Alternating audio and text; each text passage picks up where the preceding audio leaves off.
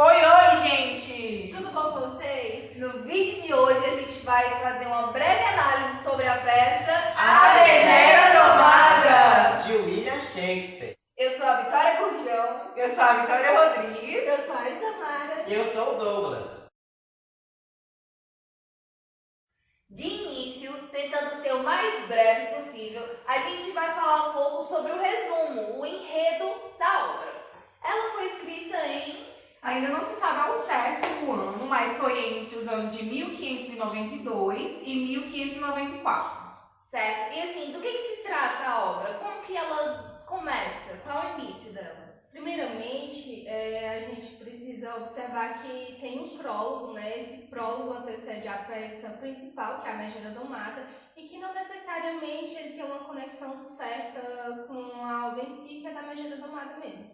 Mas isso vai meio que é uma introdução para que se comece a peça mesmo. E por quê, né? Porque no prólogo ele se trata de uma peça que um lorde, um fidalgo lá da época, ele resolveu pregar em um bêbado. E ele leva esse bêbado para sua casa, o Sly, né, o nome dele. Isso. Leva para sua casa com as melhores roupas, com todo o ouro, o melhor quarto. E quando ele acorda, os empregados do Lorde dizem que ele passou vários anos em demência, né? E que agora ele acordou e ele é um rico. E ele fica naquela coisa na cabeça dele. Será que toda essa vida que eu idealizei, que está na minha memória, era só uma farsa, era só coisa da loucura? E isso tudo somente para que o Lorde e os seus empregados se divertissem. Em certo momento, chegam alguns comediantes na casa do Lorde e eles começam a apresentar uma peça para Sly. Ainda com o Sly pensando que é um Lorde, né? Que é um fidalgo. E essa peça é exatamente a Megera Domada, que é o que a gente vai Adentrar agora, né? Exatamente. Então, né? A maior parte da história acontece em Pádua, que é uma cidade da Itália. E retrata o quê? Retrata a vida e o cotidiano de uma família.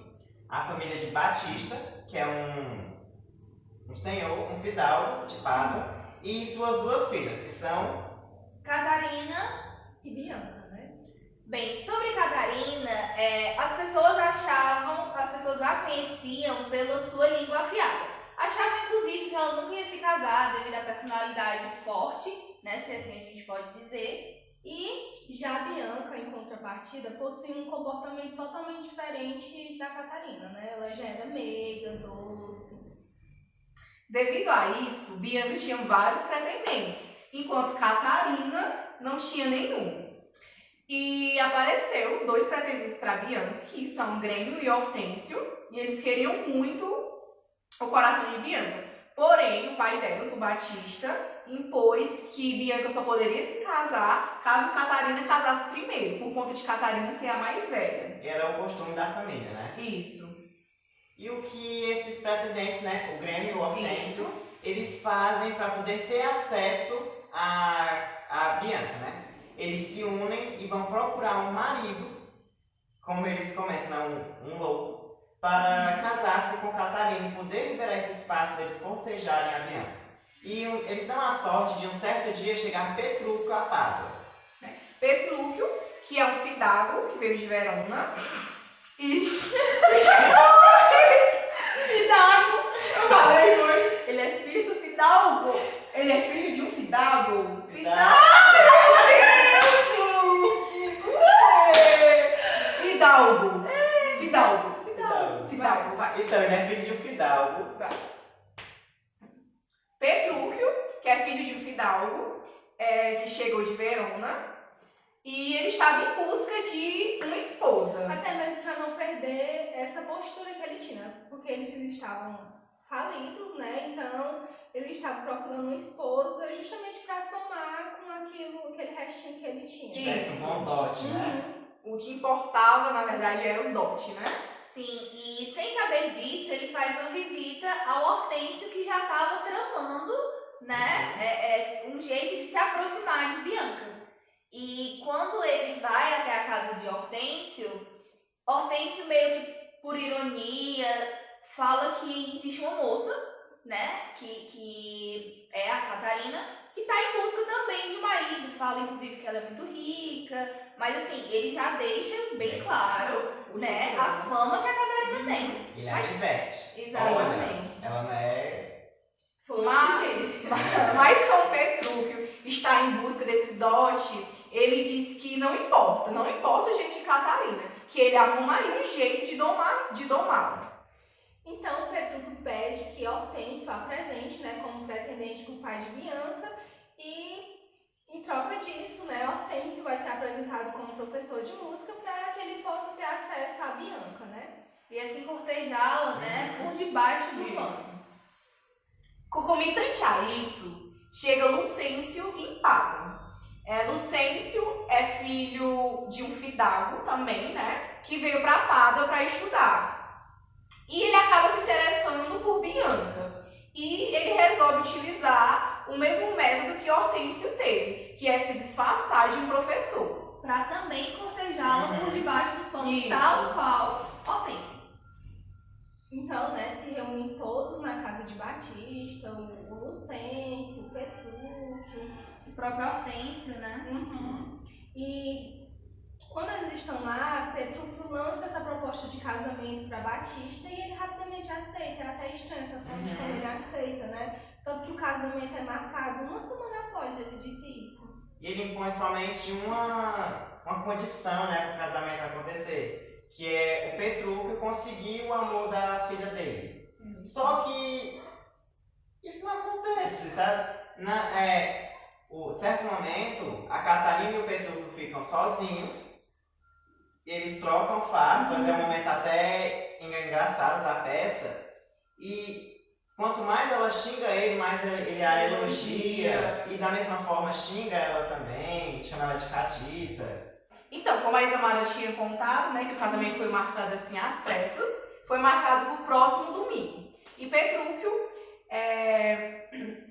ele disse que tinha algumas coisas para resolver em Veneza, mas ele voltava a tempo para o casamento. A gente nota, inclusive, assim, uma certa... não dá tanta importância assim, porque o dia do seu casamento, né? Por que não marcar para o próximo domingo que ele já estivesse em Pádua? Né? A gente imagina, assim, que importância que ele dá para esse casamento, né? Já que ele tem que resolver, mas que talvez chegue a tempo, né? Ele vai chegar a tempo para o casamento. E tanto que no dia do casamento, dá lá a hora do casamento e ele não chegou. Ao invés da noiva, você vai o noivo que se atrasa, né? Tanto que a Catarina até chora, né? Ela fica desesperada, assim, injuriada. Porque ele demorou um dia do casamento, né? Sendo que era ele que estava lá corritando para que ele se casasse o mais rápido E uma possível. coisa interessante é que de início a Catarina não queria casar com o Petrúquio. E por que, se ela não queria, né? Ela fica tão desesperada assim na hora que ele não chega. Por que ela se abala e ela vai chorar? Acho que talvez pela humilhação, né? Se você tá lá esperando. O casamento é assim muito momento da mulher, né? E ele meio que desrespeitou ela nesse momento. Ela se sente abalada por conta disso, creio eu. Ou então... Até porque, diferente dos outros pretendentes, Petrúquio nunca pareceu ter medo de Catarina, porque os outros tinham medo da língua dela, evitavam-na, né? Mas Petrúquio não.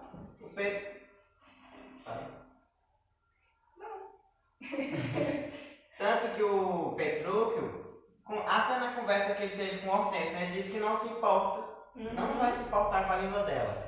Quanto mais ela xinga ele, mais ele vai amar ela, mais ele vai gostar dela. E, né, chega o tão esperado dia, ele se atrasa e tudo mais, e ele chega montado em um burro, né? Isso que faz toda a situação ficar mais constrangedora ainda. E outra coisa também é que as pessoas que estavam lá até ofereceram para que ele trocasse de roupa e ele não quis. Então isso faz a gente pensar que ele não estava dando muita importância pro casamento em si, né? Até porque, né, ele não deixou a Catarina ficar no casamento, né, pra festa. Depois de acontecer a cerimônia, né, deles se Uhum. casarem, eles chegam na festa, né, de recepção, e o Petrúquio disse, não, a gente tá indo embora, vocês podem ficar aí curtindo a festa, que a gente tá indo embora. A Catarina até diz que não vai, mas ela acaba cedendo no final e acaba indo pra casa do Petrúquio. Até porque ela já estava casada com ele, né? De certa forma, propriedade do esposo. Se era o que ele queria, ela ia ter que fazer isso. Pouco antes do dia do casamento de Petrúquio e Catarina, houve um episódio na casa de Bianca, em que no meio de uma aula, Lucêncio, durante uma declinação do latim, né? A tradução do latim, né? Exatamente, ele confessou ser quem ele de fato era. Depois disso, Bianca deu meio que uma esperança para ele e em uma outra aula, né, com seu outro professor, Com o Lucêncio, com o Hortêncio. Hortêncio também tentou fazer a mesma coisa, mas ele não obteve sucesso, ele não agradou Bianca. Após uma viagem exaustiva, Petrúquio e Catarina chegam em casa. E a partir daí que Petrúquio começa o seu plano de domar Catarina, né? Quando chega em casa, ele reclama da comida, diz que a carne Tá tá queimada e vai pro quarto de jejum. É interessante até que a Catarina, ela tenta meio que... Ela fica com vergonha até da atitude dele, porque quando ele fala que essa carne tá queimada, ela meio que tenta fazer com que ele mude de ideia, que eles comam a carne. Não, isso não tá queimado não. Aí, interessante que aí começa esse processo de domação da própria Catarina, porque ele deixa ela sem dormir, sem comer, e sendo que a viagem foi exaustiva, ela realmente estava com fome. Ele quer realmente domar ela a partir da... Como é que eu posso dizer? Essas necessidades É do nosso isso, ser as humano, próprias né? necessidades do ser humano. Lembrando que ele é extremamente grosseiro com os seus criados, né, com os seus servos. Com ela, ele continua demonstrando total atenção, por mais, né, que fique negando a ela essas necessidades básicas do ser humano. E até agressivo, às vezes ele se mostra, né? Exato. Enquanto isso, a Catarina tá lá morrendo de fome em Verona, né? E ela suplica por comida para um dos criados do Petrúquio, o Grúmio, né? É esse o nome dele. E se desenvolve uma cena que é assim meio desumana até. Que o Grúmio, ele meio que zomba da cara da Catarina. E depois disso chega o Petrúquio com um prato de carne na mão. E ele faz ela suplicar por essa comida. E depois que ele dá, ele faz ela agradecer assim, mensuravelmente por aquilo. É bem desumana, é brincar com essa questão do fisiológico da pessoa, biológico. Então, um belo dia eles voltam para Pádua, né? E Petrúquio ele começa a agir como um louco. Ele fala assim que tá de noite, sendo que tá de dia, e a Catarina começa a rebater isso, mas acho que para evitar uma certa briga, ela acaba concordando com ele que é de noite e tal. Então a gente percebe aí que esse processo de domação de Catarina, né? Já começa dando certo. Já está começando dando certo. Até por conta dela realmente agradecer e suplicar pelo alimento, como a gente comentou antes. E concordar, né, Aham. com o que ele diz. Ela sabendo que não tem fundamento nenhum, mesmo assim ela concorda para evitar. Ele fala tipo sobre a luz da lua, sendo que é pleno dia. Ela não, primeiramente, né? Ela não, tá de dia. Mas aí depois ela vê que não tem, meio A discussão não vai chegar a É lugar isso. nenhum, né? E aí, nessa viagem, eles encontram um senhor chamado Vivêncio, que é o pai de Lucêncio, que também está indo para Pádua, então eles voltam para a cidade juntos. Vicêncio. Gente, só corrige lá. Então, né, depois que eles se encontram, eles chegam a Pádua e Petrúquio mostra onde é a casa do Lucêncio e o Vicêncio, né, que é o pai do Lucêncio, ele bate na porta e quem atende é o pedagogo, né? Que é um pai falso, É né? um pai falso do Lucêncio que ele arrumou meio que pra conseguir que o Trânio, que estava no lugar dele, né, como Lucêncio, é realmente uma trama assim de mentiras, de falsidades. E para que o Trânio consiga cortejar a Bianca, sendo que quem realmente estava cortejando ele era o Lucêncio No lugar de Trânio. É um pessoal que trocou de lugar. A gente inclusive se perde Isso. nessa história, é um pouco complicado de entender. E acaba acontecendo uma discussão, porque o pedagogo diz que ele é o pai do Lucêncio e o Vivêncio não. O pai sou eu. O Vicente, né? Aham. E depois disso, chega todo mundo da peça, se encontra nesse momento que é um momento de uma revelação. Eu acho que até um dos pontos altos da peça é esse, que tudo se revela. O Batista chega, tenta resolver a briga, né? E anuncia até que vai chamar a polícia para levar o Vicente, como se ele estivesse se passando por outra pessoa, né? Inclusive, nesse momento, é exatamente quando a Bianca chega com o Senso, No depois meio da briga. no meio da briga, depois de ter casado escondido, Uhum. né, de todo mundo. Com o verdadeiro Lucêncio, né? Sim. Namorado, na verdade, era o branco. Por fim, após toda essa confusão, o que restou, né, foi todo mundo se Aceitar, né? aceitar essa situação. Então, após isso, os homens, né, se reúnem. Lembrando que o Hortêncio, ele se casou com viúva, né? Houve um banquete em que os homens, Petrúquio, Batista, Hortêncio, todos os todos maridos. os maridos, né, envolvidos na Tirando história. o pai da Batista, né, que menina. supostamente não tem esposa. Estavam reunidos em uma conversa, falando sobre as mulheres e tal. E Petrúquio lança uma aposta, na qual ele diz que vamos lá chamar as nossas mulheres e a que obedecer e vier primeiro ganhar. Eles ganhariam a aposta, né? No caso, eles apostaram 20 coroas. E o Petrúquio ainda disse que pela esposa dele, ele apostaria até 100 coroas. Ele é completamente confiante nessa dominação. O Isso. que pareceu até engraçado, porque quem conhecia Catarina jamais imaginaria que ela valesse tanto pela sua obediência. E eles não estavam acreditando, né, em Petrúquio. Eles Nossa, até ele zombam louco disso. dele fazer isso e tudo mais. Então, começa com o Hortêncio chamando sua mulher, né, que é a viúva.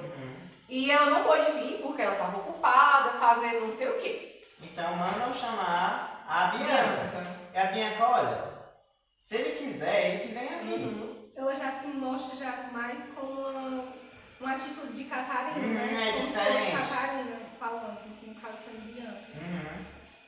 E por fim, né, eles mandam os piachas chamar a Catarina. E de pronto, a Catarina chega lá. E ainda com um discurso, assim como se Petrúquio fosse o De fato, o seu senhor, seu né? senhor. Ela pergunta o que você deseja. Aí o Petrúquio pede que ela vá buscar as outras mulheres e ela simplesmente chega com elas, puxando pelo braço. E depois disso, tem um discurso da Catarina que é muito emblemático e meio controverso dentro da peça. Porque ela se mostra completamente submissa.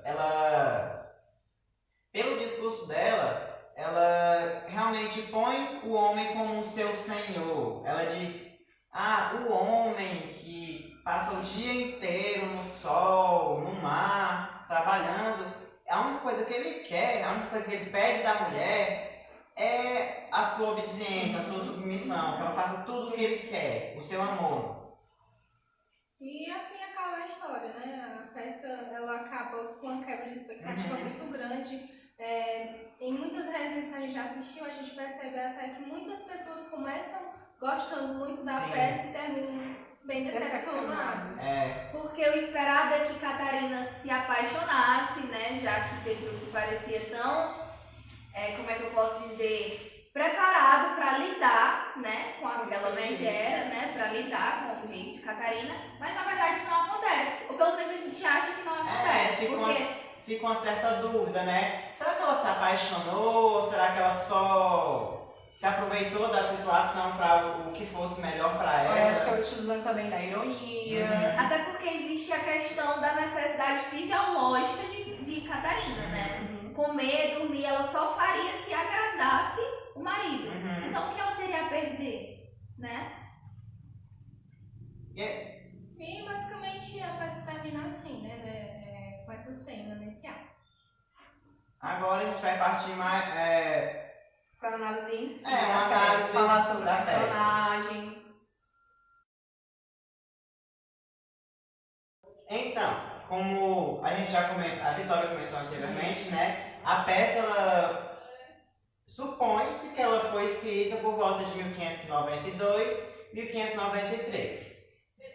Então, ela se passa no século XVI. E como é praxe, né? Praxe? É de praxe. É de praxe das peças dos trabalhos de Shakespeare. A peça, ela retrata os costumes da época. Ela é uma comédia de costumes. E ela satiriza esses costumes. Que é justamente essa questão que a mulher não tinha voz nem vez. E Catarina, inicialmente, ela é uma pessoa que não tem papas na língua, né? Que fala mesmo, que não era muito comum para as moças daquela época, né? Visto que sua irmã era o oposto dela, né? Primeiramente, né, depois dessa visão geral da obra, né, vamos falar sobre a estrutura da obra. Ela é dividida em atos, né? Isso. São 5 atos, uma peça é composta por 5 atos. Inicia com um prólogo, né? A nossa inicia. Não sei se é um critério para a peça, né? Mas são 5 atos e esses atos são divididos em cenas. A nossa peça, a obra, né, A Megera Domada, alguns atos têm poucas cenas, como 2, outros atos já tem 5, até 5 cenas por aí. Apesar disso, é uma peça relativamente curta. É verdade. Das que a gente pesquisou. E também tem a questão das rubricas, né? A questão das rubricas, que são, digamos que, um norte para o leitor, né? É meio que explicando onde é que aquela cena está acontecendo, tipo, casa de Batista, sala de estar. Mas tudo muito imparcial para que não afete na nossa percepção. Apesar de o autor, em alguns momentos, fazer meio que nortear a gente para um caminho. E né? dentro das falas, né? Porque como é uma peça, a gente só tem a fala dos personagens. Tanto que na peça eles sequer dão descrições das personagens. Há pouquíssimas descrições. Apenas mesmo aquilo que o Douglas citou, das rubricas, né? Que é apenas no espaço que acontece. Mas em questão a personagens, as personagens, isso não acontece. Porque é muito diálogo e apenas isso.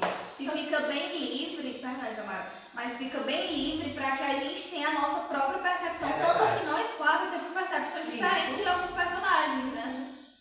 Tanto que a gente estava comentando anteriormente, né? Não há uma descrição, digamos, das personagens. A Catarina, por exemplo, Não sabemos. eles dizem que ela é bonita. Mas apenas isso. Qual é esse biotipo de uma mulher bonita que eles têm? Principalmente naquela época, né?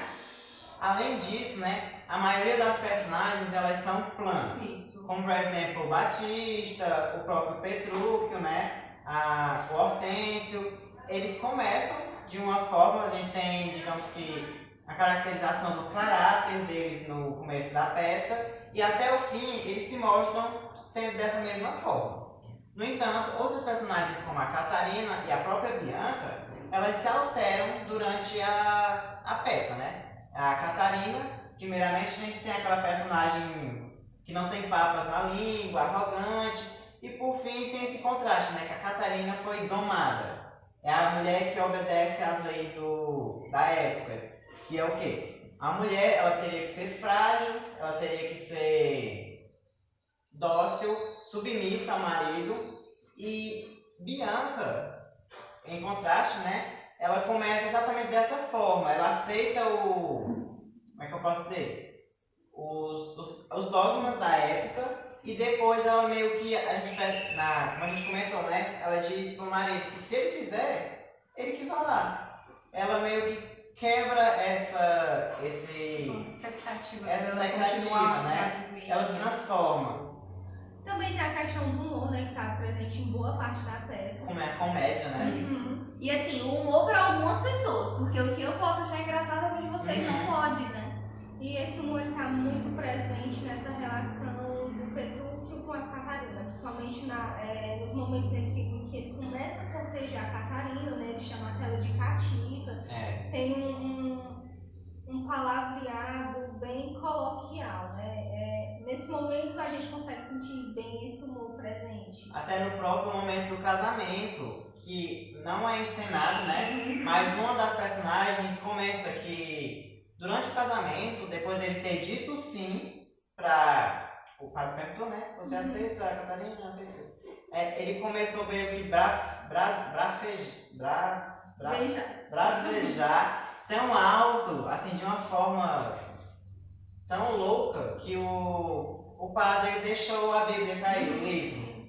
E no momento que o padre foi pegar o livro, ele deu uma palmada Na mão dele, né? no padre, na poupança, na verdade. E os próprios personagens comentam que nunca viu um casamento tão louco quanto aquele. E é um humor satírico, né, gente? Isso. Ele satiriza os costumes da época. E quais são esses costumes? Que é a filha mais velha ter que se casar primeiro, para a mais nova poder casar-se. Então acho que é por isso que tem toda essa troca de personagens na trama. Justamente para ter acesso à Bianca, né? Porque o que interessava não era nem muito um casamento para Catarina, né? Era para Bianca. E antes de a mais velha casar, antes da mais nova, tem a própria questão do casamento arranjado, né? Que é assim, o pai oferecer um dote para aquele que tem tanta ascensão social quanto ele, né? Que pode... Que possa suprir as necessidades da filha, né? Exatamente. Dentro do padrão que eles vivem. Isso, a própria ambição em si, o casamento por dinheiro. Se você tem um bom dote para oferecer, você sim pode se casar. Então tem até meio que aquela parte que ele meio que vende a Catarina, né? Mas o casamento é um negócio. Só que ele tem esse cuidado de saber se o futuro marido dela vai ter condições de sustentar a filha dele. E né? ele até pergunta, no meio do acordo, né, até perguntado se ele tem como garantir que a mulher, né, a esposa, vai ter uma pensão após a morte do marido, caso ele venha a morrer. Diferentemente das outras obras de Shakespeare, né, que aconteciam o enlace e acabavam no casamento, em Megera Domada, o que vai acontecer, a trama mesmo de verdade, é após o casamento, né? Tudo acontece depois do matrimônio. E que o Petrúquio, ele doma, que é a partir daí que muda os personagens, né? Catarina, ela deixa de ser o que ela era de início e passa a ser outra pessoa. Bem, dentro da obra, a gente já tinha comentado rapidinho. Algumas coisas, né? Sim, nós temos algumas temáticas que podem ser abordadas dentro dela. A gente elencou só algumas porque, na verdade, são várias. E essas que a gente vai trazer para vocês, elas meio que se relacionam. Elas têm um momento de relação entre elas. Estão relacionadas à própria luta de gênero, Sim, né? a gente pode começar por isso, inclusive. A gente pode citar, primeiramente, né, a própria submissão. Essa relação, né, do homem e da mulher. O quanto a mulher tinha que ser submissa ao homem. Você só poderia ter um bom casamento caso a mulher fosse submissa, né, a ele. Que se relaciona, como a gente já comentou, né? Na época, a mulher perfeita, né? Era aquela mulher frágil, obediente. E a mulher que transgredia essas características, né? Eram consideradas como megera. Como a própria Catarina é considerada uma megera por todos. O patriarcalismo também, né? A parte do Batista querer casar, né? Primeiramente a filha mais velha. Casamento arranjado por dinheiro. Tudo isso entra, a ambição. A gente já chega também na ambição, né? É justamente isso, de ter esses dotes, né, envolvidos, né? É como se ele vendesse as filhas por conta de dinheiro, né? O dinheiro envolvia muito isso, né? A gente vê pela própria relação entre a Catarina e o Petrúquio, né? Que o Petrúquio, ele não gostava da Catarina, ele não tinha nem visto ela e já estava interessado nela só pelo dote. Era ambição por esse dinheiro. Não importa se ela era de fato megera, se ela era uma mulher rude, mas ela tinha o dote, ou seja, ela tinha o necessário para ser uma perfeita esposa. E era o que ele queria. Exatamente. O restante disso não importava. E o restante ele domava. Voltando para a questão da submissão, né? Ele ia domar ela. E a gente percebe essa ambição também na parte do pai, né, que é o Batista, que quando ele vai negociar suas filhas, né, ele quer saber quem tem mais dinheiro, né? Se você tem condições de manter minha filha, e se você morrer, você vai ter condições de manter uma pensão para ela e tal. Tanto que até na questão da Bianca, que tem aquela disputa lá dos pretendentes, ele dá mais corda porque tem mais dinheiro, né? Exatamente. Voltando um pouquinho lá pro início, quando Catarina e Bianca, acho que é o único momento que elas têm as duas sozinhas, né, feito irmãs, porque assim, a gente não vê uma relação entre irmãs, uma relação de cumplicidade entre as duas, né? Catarina pede que Bianca fale quem é o seu pretendente e ela acaba por não falar. Existe, inclusive, a gente percebe a preferência que Batista, o pai das duas, tem por Bianca, tem pela filha mais velha. Como se ele quisesse se livrar somente da Catarina, que é a mais velha, somente para poder casar bem, né, a sua filha, que era a sua pupila, né, a filha que todo mundo queria para o seu filho. Um certo momento, a Catarina, né, ela até conversa com o próprio Batista e confessa isso, que ela se sente, como é que eu posso dizer, preterida por essa situação, né? Que o pai é claro que o pai gosta da Bianca e não tem muita atenção para a própria Catarina. Bem, e isoladamente a gente vai tentar analisar, né, a personagem Catarina, que é a protagonista, era pra ser, né, a protagonista da história, a própria megera domada. É uma questão interessante, porque a história é sobre a Catarina, né?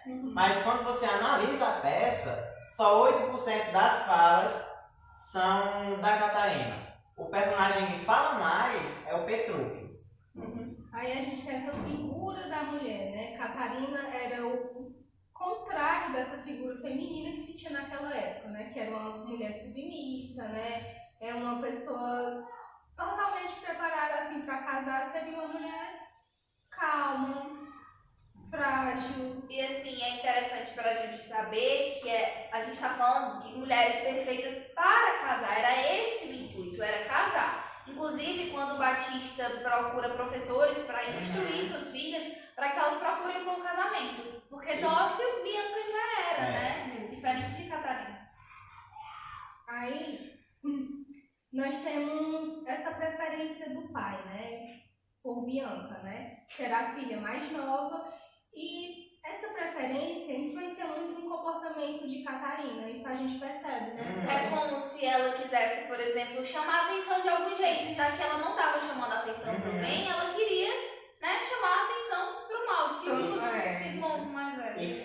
Tanto que lá bem no início tem aquela briga, né, de Catarina e Bianca, e o pai fica, né, do lado de Bianca, pergunta por que ela fez, que Catarina fez aquilo e tudo mais. E quanto mais o pai demonstra afeto pela filha mais nova, mais a Bianca ela se torna mais agressiva. A própria megera. Isso, a Catarina. Então a gente percebe, será que esse comportamento de Catarina era só por conta do pai, né, para chamar atenção, ou ela de fato era assim mesmo, né? Então a gente tem essa indagação sobre isso. Tanto que depois, ao longo, né, do desenrolar, ela muda totalmente. Tanto que deixa de ser o que ela era no início e passa a ter outra personalidade. De fato, redonda, né? Esférica, ou redonda. Até porque, assim, o codinome de megera, ela tem com base no que as outras pessoas achavam dela, né? Então a gente pensa, será que ela era mesmo uma megera? Será que ela merecia ser chamada assim? Porque tem, inclusive, no momento do casamento, a gente percebe que ela se vê desesperada, achando que o marido não vem, que ele tinha desistido do casamento, e ela chora.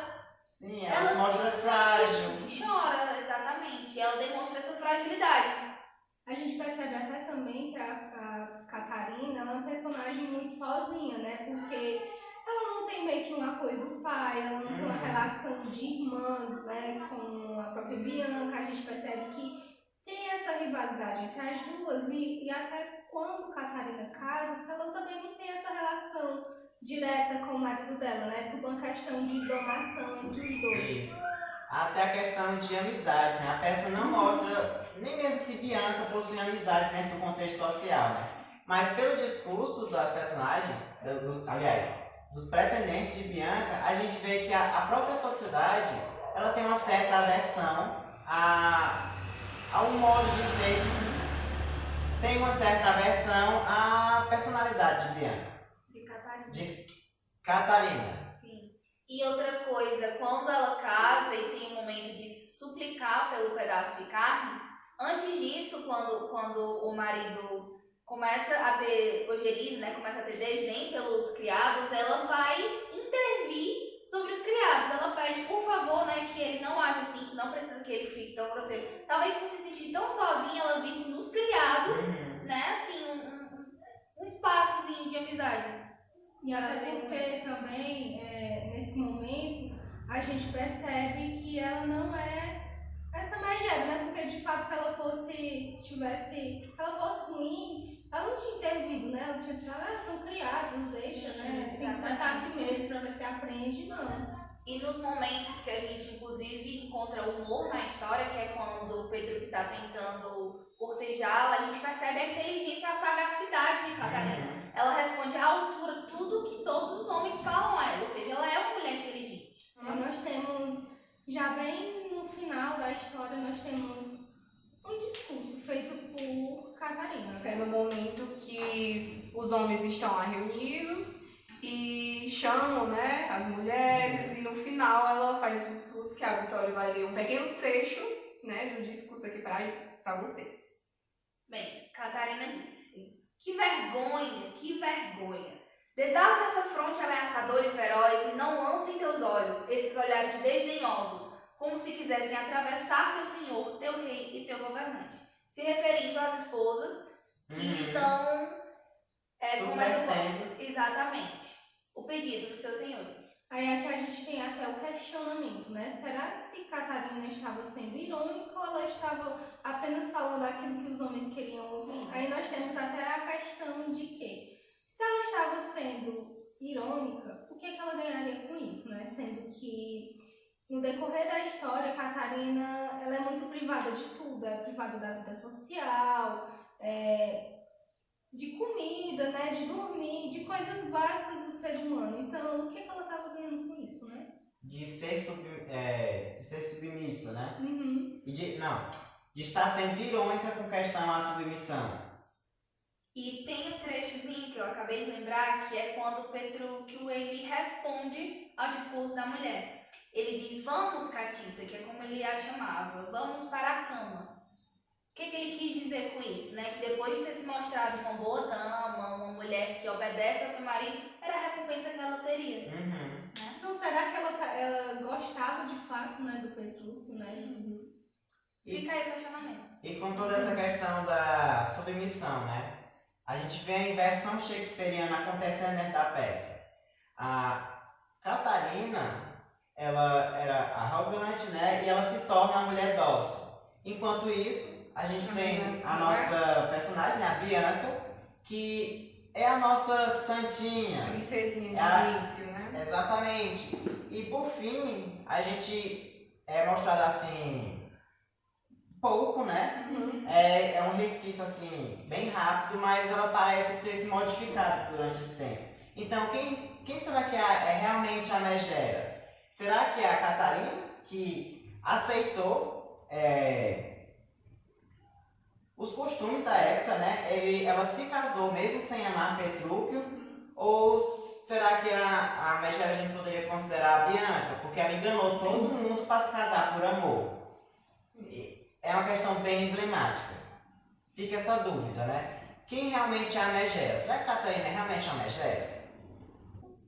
Bem, gente, por hoje é só. E obrigada pela atenção de vocês. Um beijo. Tchau, tchau!